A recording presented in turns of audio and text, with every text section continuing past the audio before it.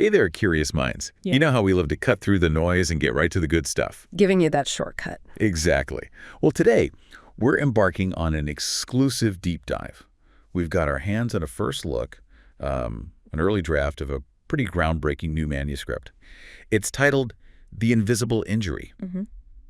Our mission here really is to give you a kind of behind-the-scenes editorial review. A sneak peek. Yeah, sneak peek. We're going to unpack the sheer scale of this, well, silent crisis the book identifies. Right. And then take you on a walkthrough of the solutions and insights it offers. Chapter by chapter, it's really compelling stuff, a fresh perspective. And what's truly fascinating here, I think, and what the book really brings to light, is how a significant chunk of what we, commonly dismiss as normal aches, pains, maybe even just getting old. Sure, happens to everyone. Might actually be an invisible injury. It's about seeing beyond the obvious, challenging these assumptions we have about how our bodies break down. Okay, let's unpack this then.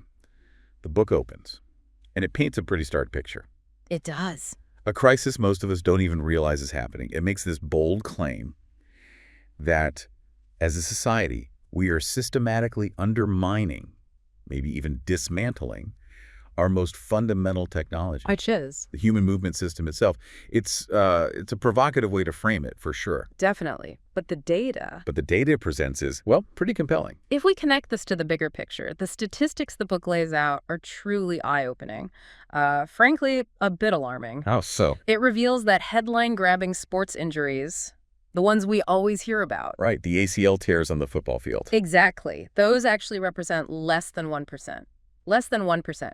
Of the global movement crisis. Wow. Okay, so less than 1%. Think about that. I mean, the problem is far, far larger than just elite athletes or, weekend warriors. So it's not just about those spectacular collisions or, like, accidental falls. Right at all. This goes way beyond the sports pages.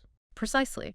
The book highlights figures that, never make the evening news, but they impact millions. Like what? Okay, for example, about 400,000 Americans undergo ACL reconstruction surgery every year. That's a lot. It is. But here's the kicker.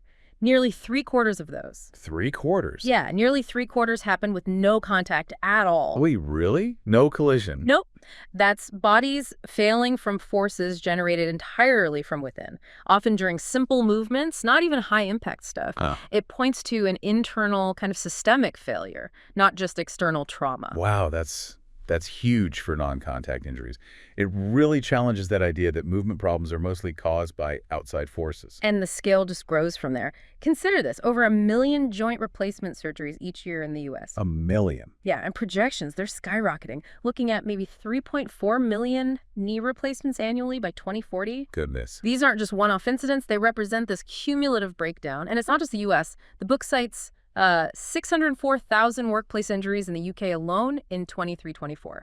Okay. Leading to a staggering 33.7 million working days lost. This isn't just, an individual problem. It has massive societal economic repercussions. The visible tip of a civilizational iceberg, that phrase from the book, it really sticks with you. Mm-hmm. What does it say about the hidden parts? What aren't we seeing? Well, it delves into the unrecorded billions, is how it puts it. People in war zones, refugee populations, developing nations who lack access to even basic movement education or rehab. They're suffering unseen injuries, chronic pain. Okay. And then there's the irony, right? Even elite athletes, professional football players in Europe's top leagues. The ones with the best care imaginable. Exactly. Unlimited resources, top-tier medical teams.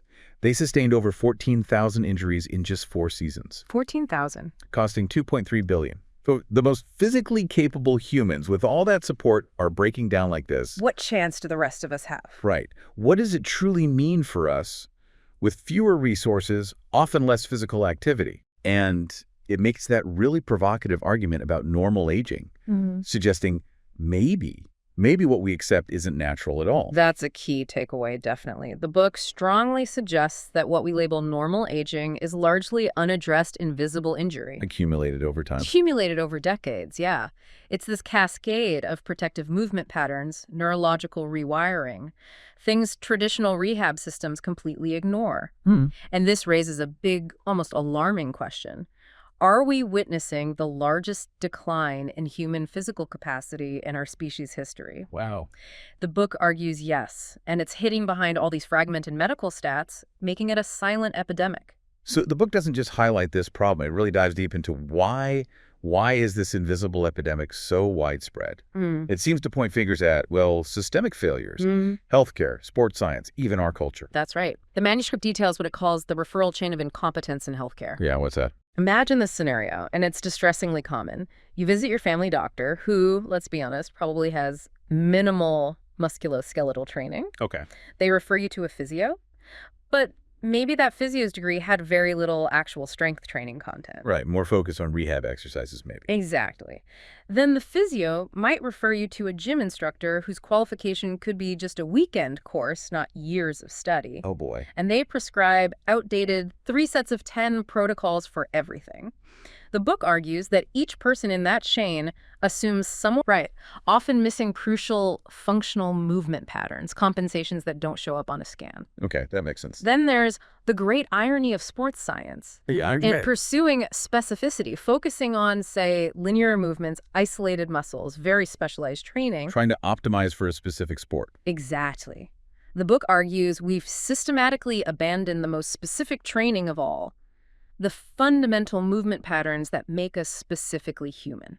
That's fascinating. So Yeah. in trying to optimize, we've actually gone astray. We're training athletes like machines instead of complex, adaptable humans. That's the core argument. This narrow focus overlooks crucial aspects like rhythmic integration, how our body naturally flows. Okay. Cross-lateral coordination, that natural interplay between opposite sides of the body, like walking. Right, arm swing. And spiral and diagonal movement, which are way more common in real life than just straight lines. In fact, the book cites some compelling research showing that non-sport-specific rhythmic training, things like dance or martial arts-inspired movement, actually improved elite golf and soccer performance better than typical sport-specific drills. Wow. Better? Yeah. It shows how true movement intelligence is about timing, adaptability, flow, not just brute force or isolated skills. That's a huge shift in perspective. And it's not just the professionals or the healthcare system failing us, is it? The book points to our everyday lives, too. Yes, absolutely. It highlights what it calls movement poverty in modern life. Movement poverty. Our sedentary lifestyles, obviously, but also simplified environments, like flat pavements everywhere, no varied terrain, digital displacement keeping us glued to screens, and a convenience culture that just eliminates physical challenges. Escalators, remote controls. We engineer movement out of our lives. Precisely. Add to that the specialization trap in youth sports, pushing kids into narrow skills too early. Instead of general movement literacy. Exactly. Neglecting overall movement intelligence. And crucially, the age factor. Missing critical developmental windows for movement literacy, especially ages like 3, 7, 8, 12. Creates foundational deficits. Yeah, deficits that become exponentially harder to fix later. It basically sets people up for these invisible injuries down the line. Okay, it's a pretty big problem it's outlining. But here's where it gets really interesting, right? Because the book isn't just doom and gloom. It offers a compelling, almost revolutionary path forward. This thing called the SAM-BA protocol. Yes. It aims to transform movement training from just rote mechanical exercise into, well, intelligent education. Yeah. Creating resilient, adaptive, creative movers. It sounds like a totally different philosophy. It really is. The SAM-BA protocol is an acronym: specificity, action learning, movement and rhythm, behavioral cognitive integration, and applied precision. Okay. It's presented not as just another exercise fad, but as a third way. It's trying to integrate ancient wisdom, movement traditions with cutting-edge neuroscience. Interesting combination. The book describes it as a way to trigger the jolt. The jolt. Yeah, like disrupting those old, inefficient habits and discovering entirely new ways to move. It argues the human body isn't just a machine. It's a living, breathing, adaptive system. That can be taught to move better? Exactly. With greater intelligence and freedom. A jolt for our movement system. I love that. So how does the book break this down? How does it guide us through SAM-BO chapter by chapter? Well, it starts by organizing movement into 4 essential pillars. Okay. Locomotion, basically, how we move through space. walking, running, crawling, Got it. level changes, moving up and down, squatting, lunging, getting off the floor, push-pull patterns, interacting with forces, pushing doors, pulling things. Right. And crucially, rotation. The book really emphasizes rotation as maybe the most important and yet the most neglected plane of movement. Neglected? How so? Well, its core assertion is pretty profound. We're three-dimensional beings trapped in one-dimensional training. Explain that. Most of our training, think about it, weights, cardio, it's very linear, forward, backward, up, down. It ignores the body's natural spirals and twists, which are essential for healthy joints and powerful movement. Okay, so rotation is key. And it dives into specifics for these pillars. First up, the return to center. Sounds like it's redefining the core. It absolutely is. This section just fundamentally shifts from that rigid core stability illusion. You mean like bracing your abs all the time? Exactly. That idea that a tight, braced core is always best. Instead, it talks about cultivating a dynamic gravitational center. Dynamic. Yeah. The book argues true stability emerges not from the rigid fortress of muscular bracing, but from the intelligent conversation between human intention and gravitational invitation. Wow, that's poetic. It is. It's about learning to deliberately displace your center, move off balance slightly, but maintain instant fluid recovery. Like a dancer or a martial artist, not just locking everything down like a statue. That sounds completely counterintuitive to almost everything we hear about core strength. And it ties into the next chapter, the lost art of integrated movement. Absolutely. It dives deep into how that traditional core stability thinking often leads to diaphragm lockdown. Diaphragm lockdown. Yeah, preventing the natural synergistic integration of breathing and movement. When you're constantly bracing your core, you're effectively holding your breath, or at least restricting your diaphragm's natural movement. Okay, I can see that. Your breath, the book explains, should provide timing, rhythm, flow to your movement. It shouldn't be held in this state of static tension. We're literally unlearning a natural, healthy pattern. So we're building rigidity, not adaptability. Right. What about the foundation, our feet? The foundation paradox. Right. This section explores the foot not just as a static platform, something to stand on, but as a living interface, constantly sensing and communicating with the ground.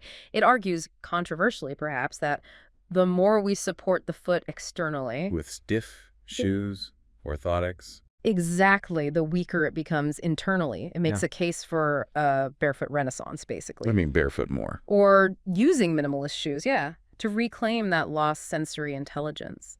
It talks about the foot's dynamic arch, how lateral movements strengthen those tiny foot muscles. Things often neglected that are crucial for preventing issues higher up, like knee collapse. It's about letting your feet be feet again. That makes so much sense when you put it like that. Our feet are meant to be responsive. Okay, then symmetry and the dominant side. I'm guessing it challenges the idea that we should aim for perfect bodily symmetry. It does. Here's a fascinating insight. The book emphasizes embracing our natural asymmetries. We all have a dominant side. Right. Most people are right or left-handed. And our bodies are designed to work with this, not fight it. It notes that cross-lateral movements, like the natural swing of your left arm with your right leg when you walk, don't just exercise you physically. They literally force the brain hemispheres to communicate and integrate. Oh, interesting. Like wiring the brain? Exactly. Crawling, for instance, is presented not just as an exercise, but as brain development in action. The book argues that too much systematic symmetrical training can actually teach people away from these essential, neurologically beneficial cross-lateral patterns. Okay, so integration over isolation again, embracing natural movement, asymmetries and all. What about dynamic tension management?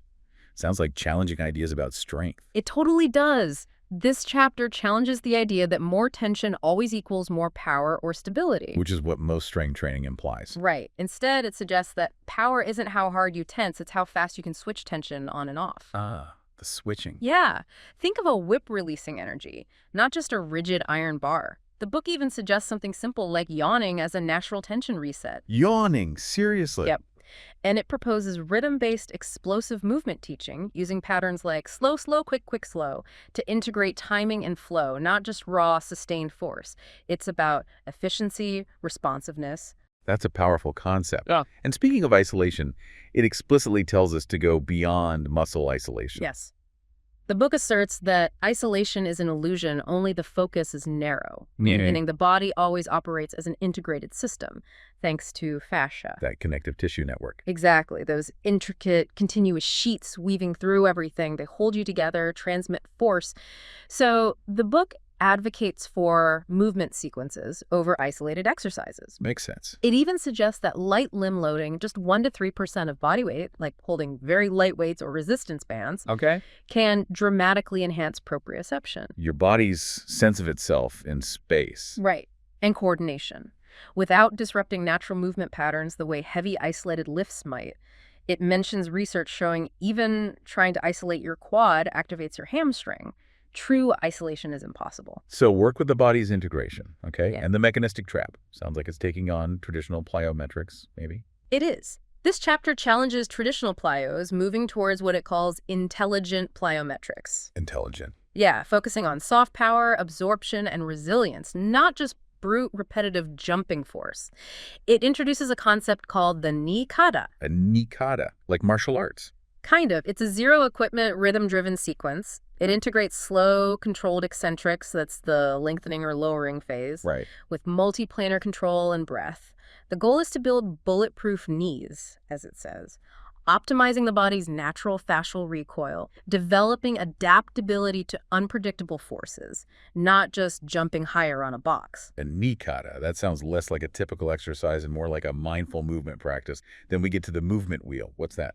The movement wheel is this unique framework to help us understand movement intelligence. It organizes movement around a circular architecture, getting away from simple linear progressions. It divides movement into 3 main domains: ground, upright, and air, and 4 layers: movement itself, rhythm, cross-lateral integration, and activity-specific skills. So it's a map. Kind of, yeah. It highlights that human movement is fundamentally circular, spiral, and multidimensional. It's a holistic way to assess and develop your movement intelligence, ensuring you're not just strong in one plane, but truly adaptable. Adaptability seems key. How does the book suggest we become more adaptable, practically? That's where the art of adaptive movement comes in. The book points to improvisation. Improvisation, like in jazz or acting. Exactly. But applied to movement. It argues improv is the missing link in injury prevention and rehab. It highlights neuroscience showing improvisation isn't just artistic flair, it's a sophisticated cognitive process. How so? It strengthens brain networks for creativity and adaptability. The book says, the improvising mind enters a state of transient hypofrontality, a temporary suspension of the inner critic. Burning off the self-judgment. Basically, yeah. Allowing for more natural, spontaneous adaptive movement. It argues structured drills aren't enough. We need to get comfortable with uncertainty in our movement, play, explore, react. And finally, how does Samba approach rehab itself? The Samba approach to intelligent rehabilitation. This section makes a bold statement.